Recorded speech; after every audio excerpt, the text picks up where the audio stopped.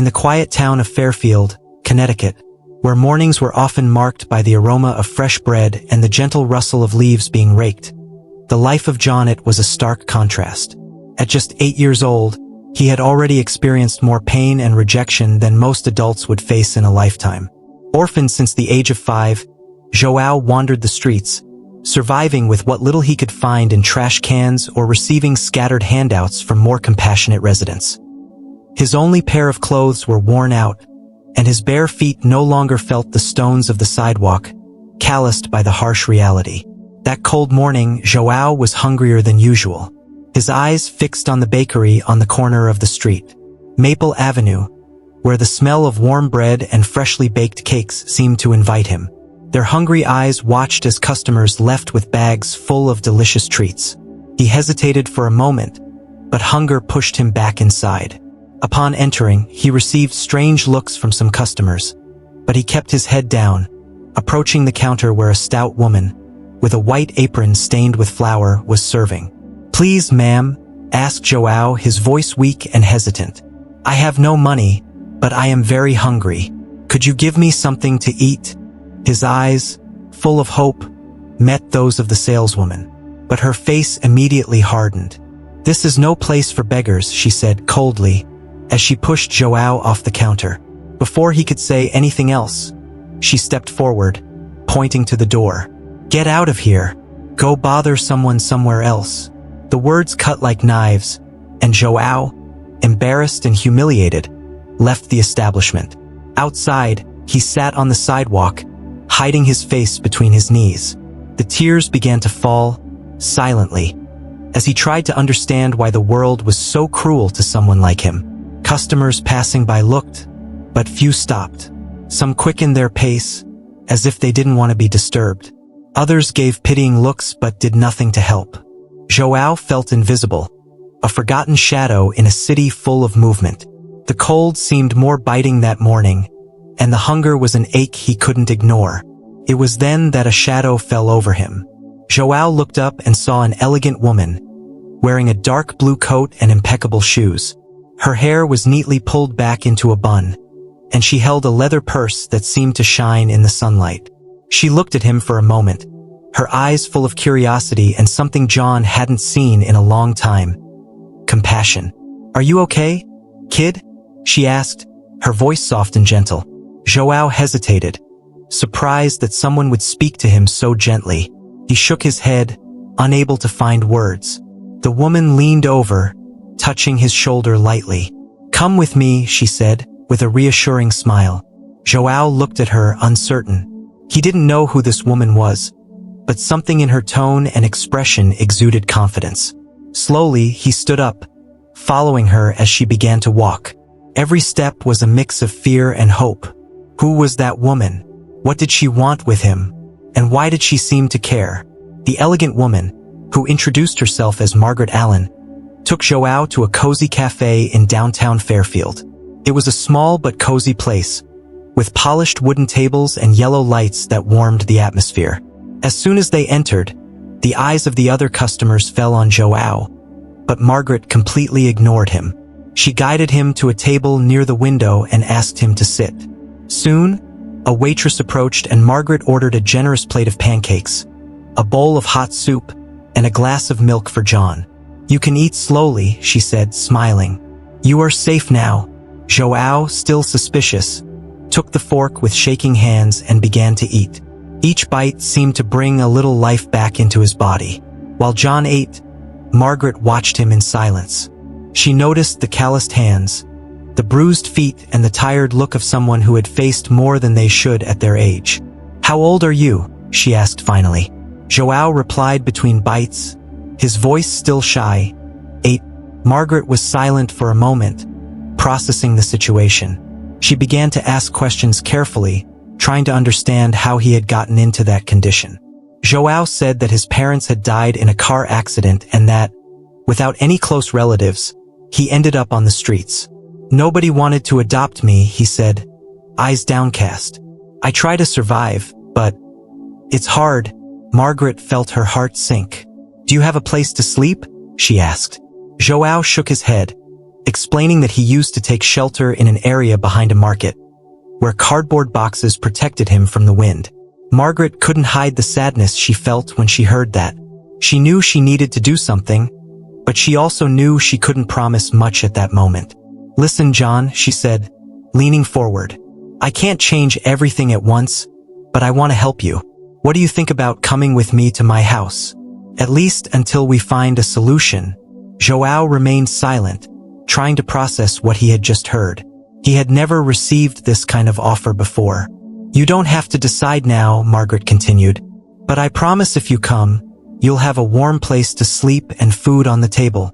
Her voice was so sincere that João began to feel something he hadn't felt in a long time.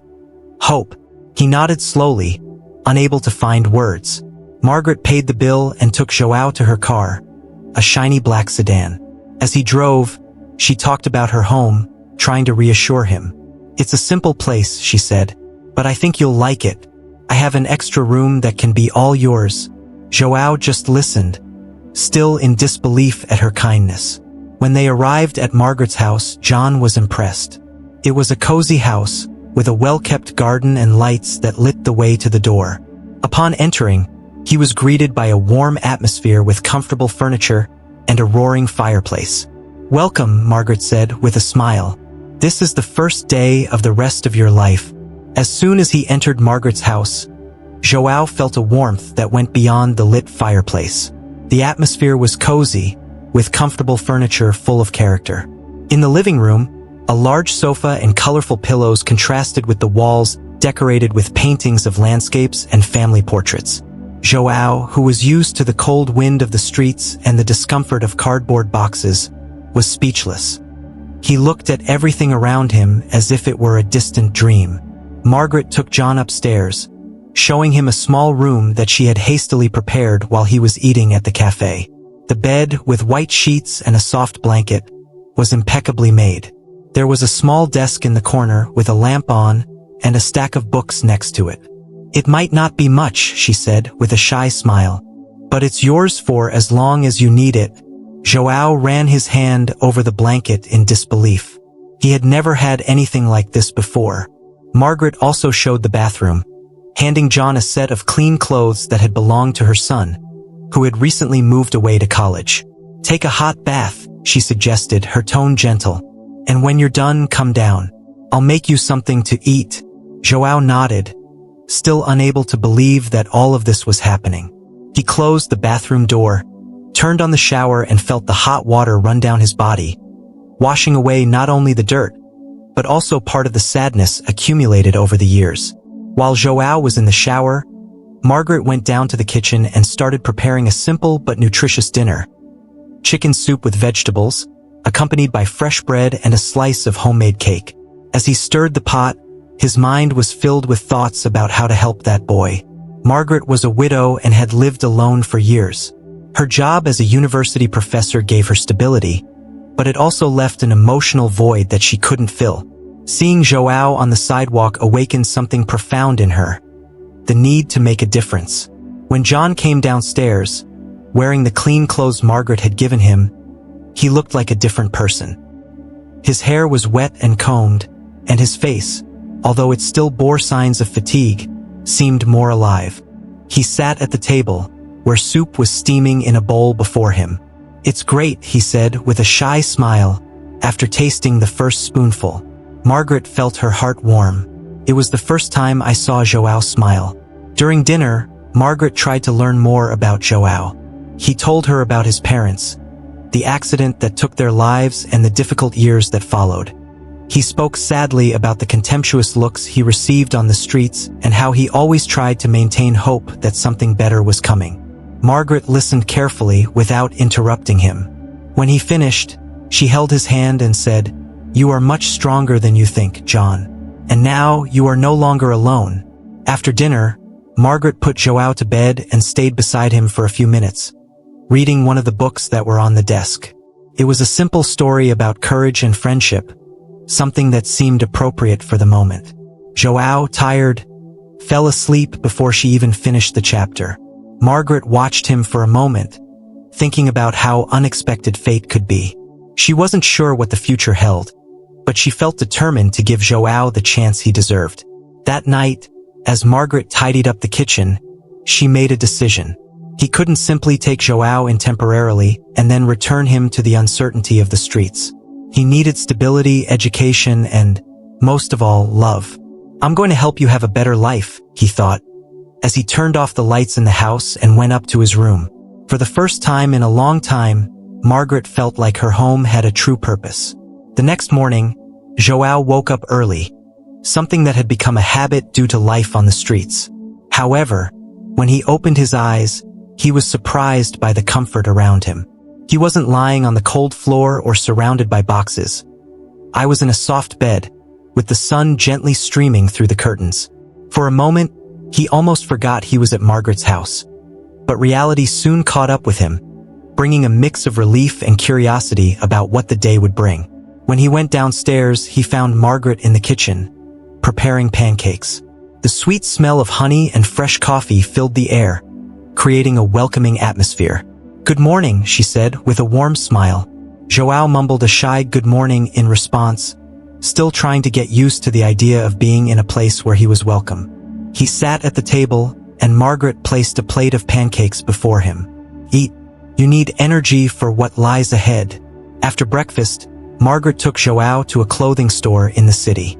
"If you're going to start a new life, you need to be dressed for it," she said, as they picked out pants, shirts, and a new pair of sneakers. João felt uncomfortable, not used to receiving so much attention and generosity. "That's a lot," he said, his tone hesitant. Margaret grabbed his shoulder and replied, "You deserve it, John. Never think otherwise." Back at home, Margaret began teaching Hansel some basic skills that he never had the chance to learn. He showed her how to make her bed, fold clothes, and even cook simple dishes. For João, these activities, although new, were a way of finding stability and belonging. Every small task accomplished brought a sense of achievement he had never experienced before. Margaret also began to think about João's education. He had not attended school since losing his parents, and his literacy was limited. Using her experience as a teacher, she has developed a basic study plan to help you make up for lost time. Every afternoon, they sat at the living room table, where Margaret taught math, reading, and writing. João, although reluctant at first, began to enjoy the classes, especially when he saw his own progress. Meanwhile, Margaret was also looking for ways to integrate João into the local community. She took him to the public library, where he was enchanted by the vast collection of books. He also signed him up for a children's sports club, believing that contact with other children could help him develop confidence and friendships. At first, João was shy, but over time he began to open up, discovering the pleasure of playing football and sharing laughs with his new colleagues. Although the days were full of activities, John still carried the emotional scars from his past life. Sometimes he woke up in the middle of the night, scared by nightmares that reminded him of the streets. On one of these nights, Margaret went to his room and found him crying softly. Without saying a word, she sat down next to him and hugged him, allowing him to feel like he was safe. "You don't have to face this alone anymore," she said, softly. As the weeks went by, João began to transform. His face, once marked by sadness, now showed genuine smiles. He still had a lot to learn and overcome, but with Margaret by his side, he felt like he could face anything.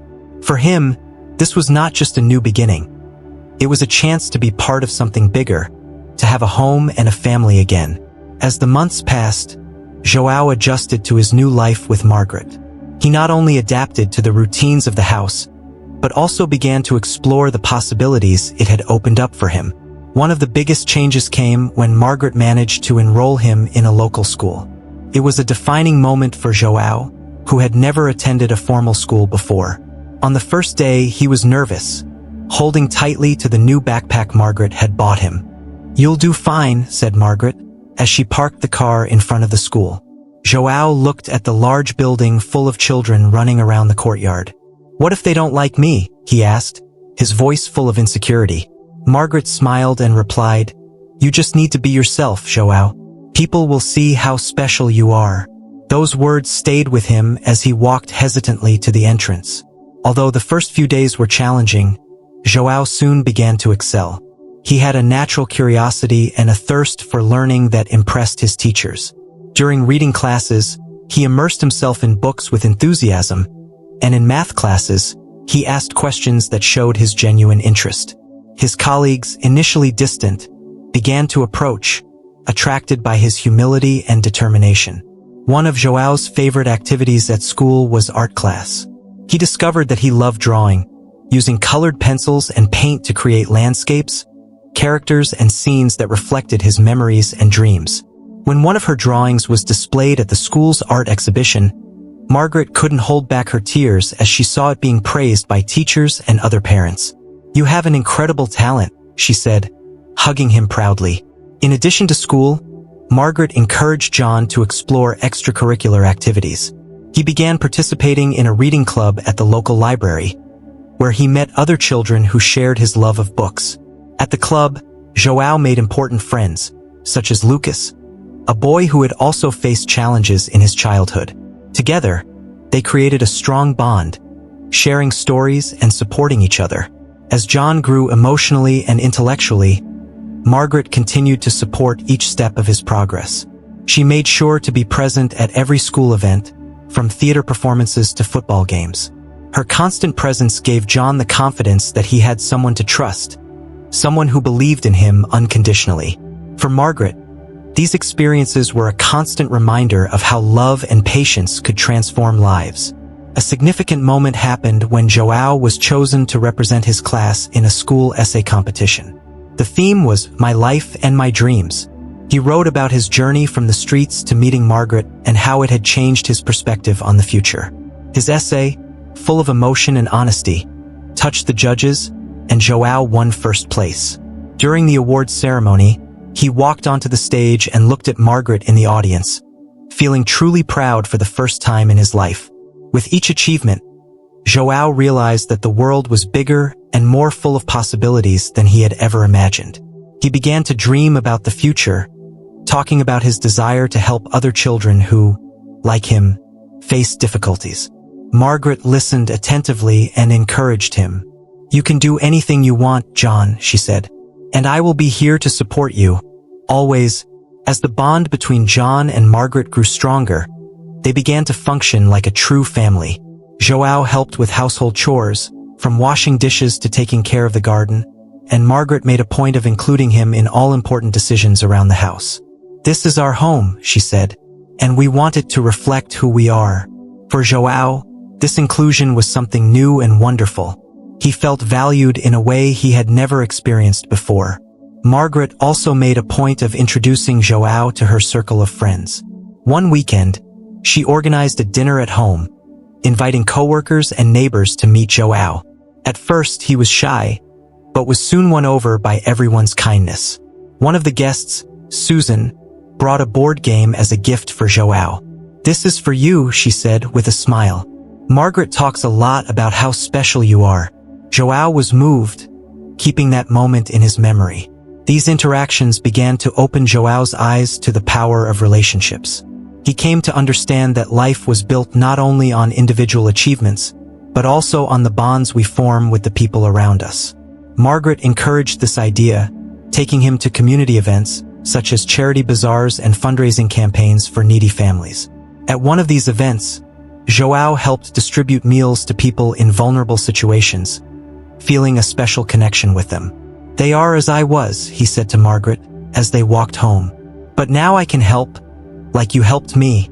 Margaret smiled, proud to see how João was transforming into someone generous and conscientious. "You are doing more than helping," she replied. "You're showing them there's hope." While João was becoming emotionally stronger, Margaret faced an internal dilemma. She felt that she already considered João as a son, but she didn't know how to express it. One night, while reviewing homework together, she finally decided to open her heart. "John," she began, her voice hesitant, "I know your life has been full of changes, but I want you to know that you will always have a place here. No matter what happens." João, who already felt the same, smiled and replied, "You are already my family." That moment sealed something special between them, a bond that went beyond words.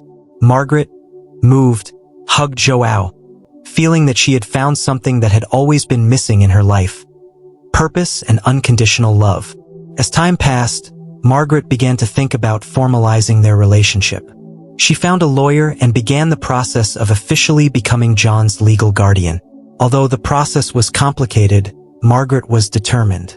"You deserve stability, João," she said, explaining the situation. He, touched by her determination, replied, "I already feel like I belong here, but this means a lot to me." While they waited for the process to complete, Margaret made a point of reinforcing João's sense of belonging. She redecorated his room, allowing him to choose the colors and objects. They spent an entire day painting the walls and organizing shelves with João's favorite books and drawings. The result was a space that reflected his vibrant personality, a true refuge where he could grow and dream. John also began to develop a deeper relationship with Margaret's friends, especially Susan, who encouraged him to further explore his artistic creativity. She organized an exhibition of drawings at João's school, where he presented his works to classmates and teachers. The event was a success, and João received praise for his sensitivity and talent. For him, this was more than recognition. It was proof that he had a place in the world.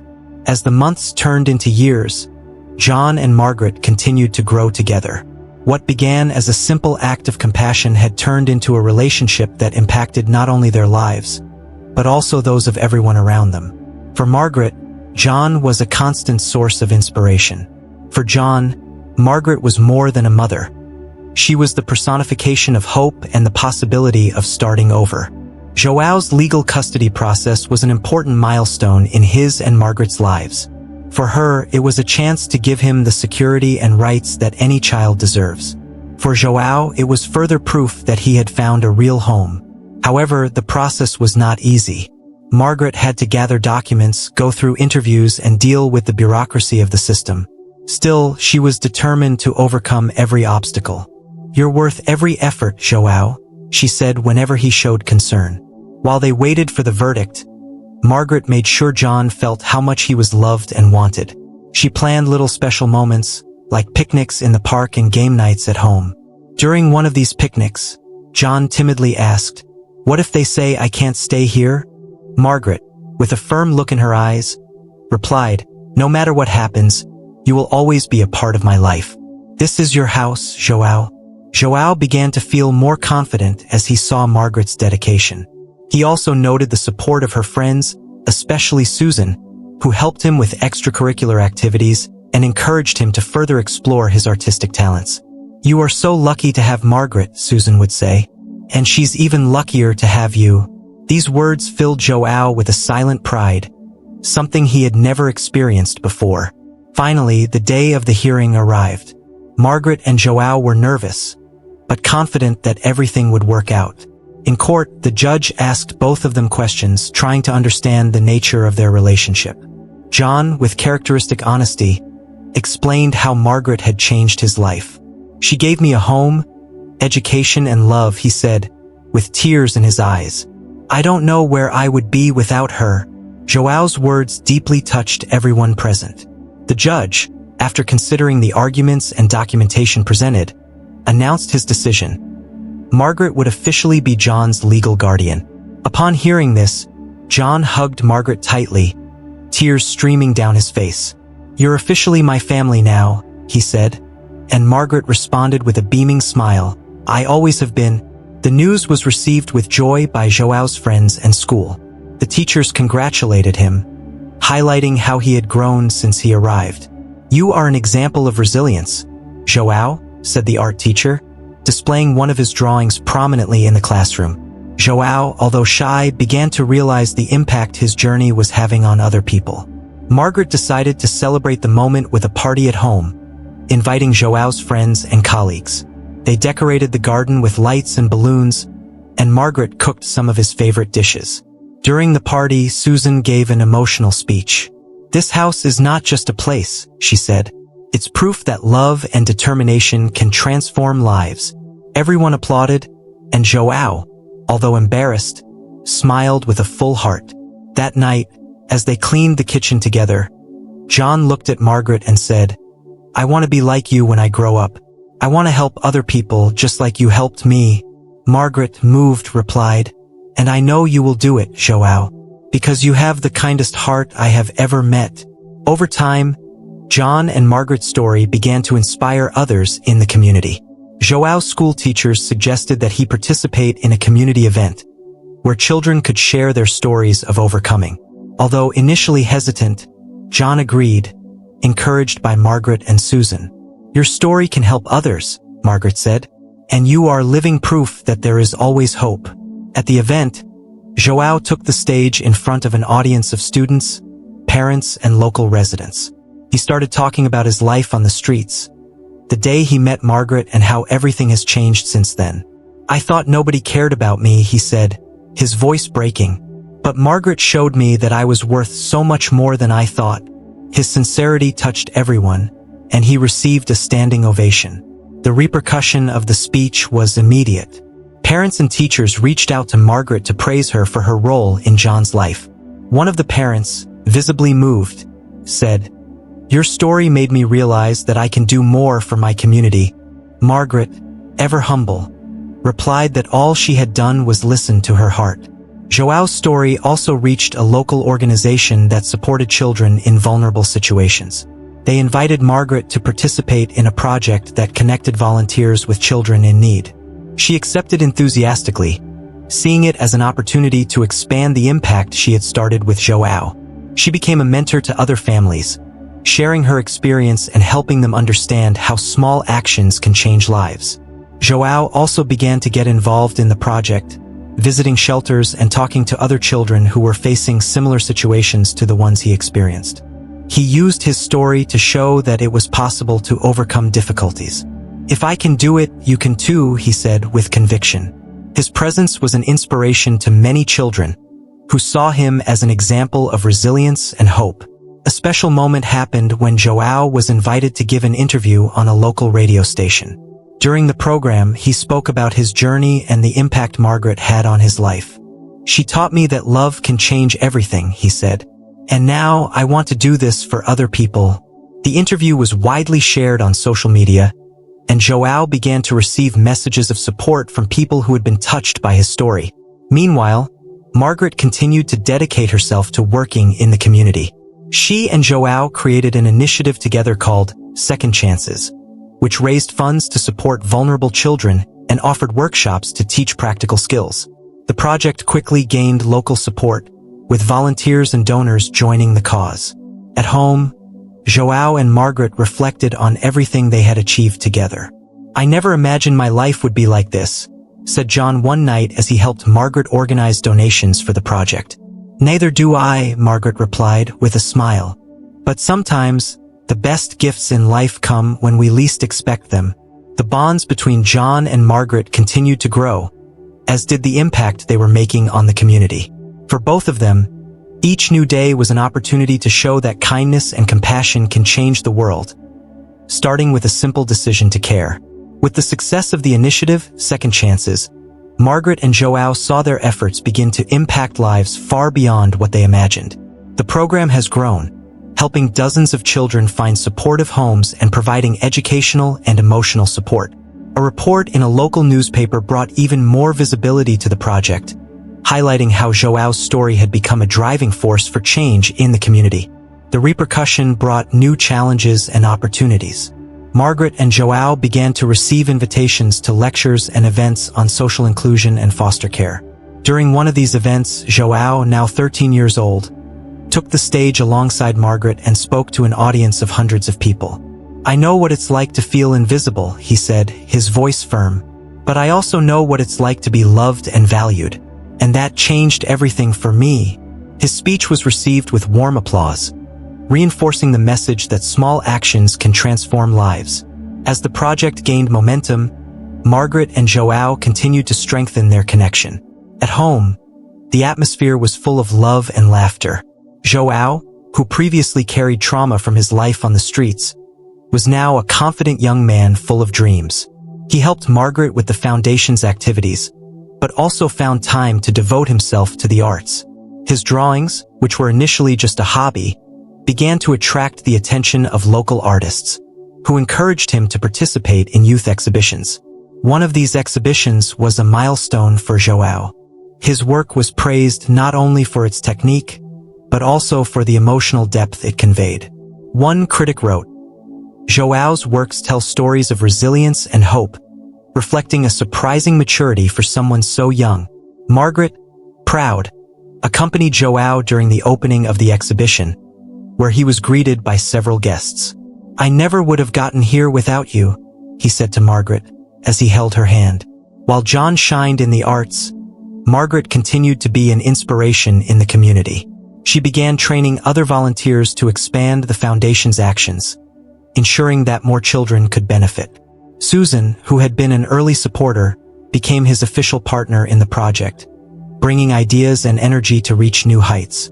Together, they organized a large charity event to raise funds, with artistic performances and moving testimonies from children impacted by the initiative. During the event, João took the stage to draw live, creating a work that represented his journey. The design showed a tree with deep roots and branches that reached toward the sky, symbolizing growth and stability. As he worked, he talked about what the drawing meant to him. "My roots are my past, and my branches are my future," he said. "And all of this was possible because someone believed in me." Margaret, moved, could not contain her tears. For her, that moment was proof that every sacrifice, every challenge faced, had been worth it. After the event, she and João talked about how to continue expanding the project's impact. "I think we can do a lot more," said João, enthusiastically. "Maybe even help kids from other cities." Margaret, seeing the sparkle in his eyes, replied, "With you by my side, I know we can achieve anything." In addition to the events and responsibilities of the foundation, Margaret made sure that João still had time to just be a teenager. They planned trips, watched movies together, and went hiking on the weekends. These moments of simplicity reinforced the special bond between them, reminding them that despite all their achievements, the most important thing was the love and connection they shared. Meanwhile, the story of John and Margaret continued to inspire people around them. A documentary about the impact of the project was released on a streaming platform, reaching an international audience. The repercussion brought new donations and partnerships, allowing the foundation to expand its activities. Margaret and João, although grateful for their success, remained focused on their main mission, offering hope to those who needed it most. As Margaret and John reflected on all they had accomplished, they knew they were just getting started. They had turned a simple connection into a powerful force for change, showing that love and determination can take deep roots and blossom into something extraordinary. Years passed, and the relationship between Margaret and João remained as strong as at the beginning. João, now a young adult, was about to enroll in visual arts college, a dream he would never have imagined possible without Margaret's unconditional support.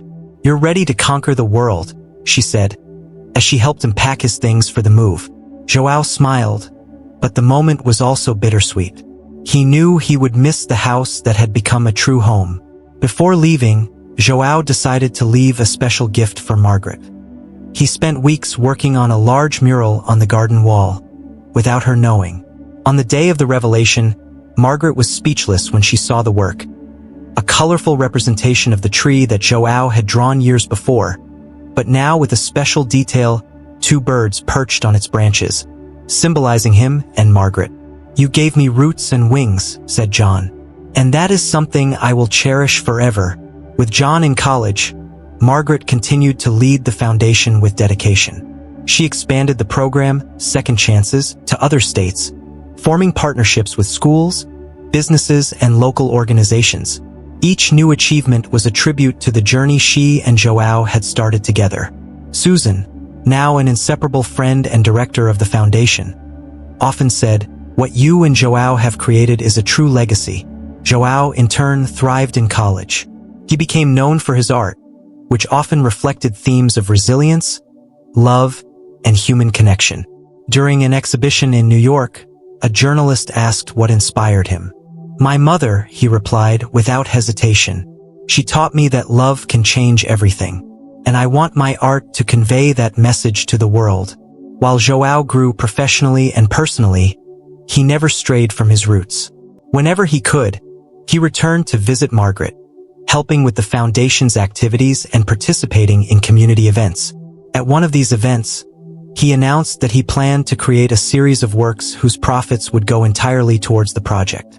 "This is my way of giving back everything I have received," he said humbly. Margaret, now with gray hair, looked at John with indescribable pride.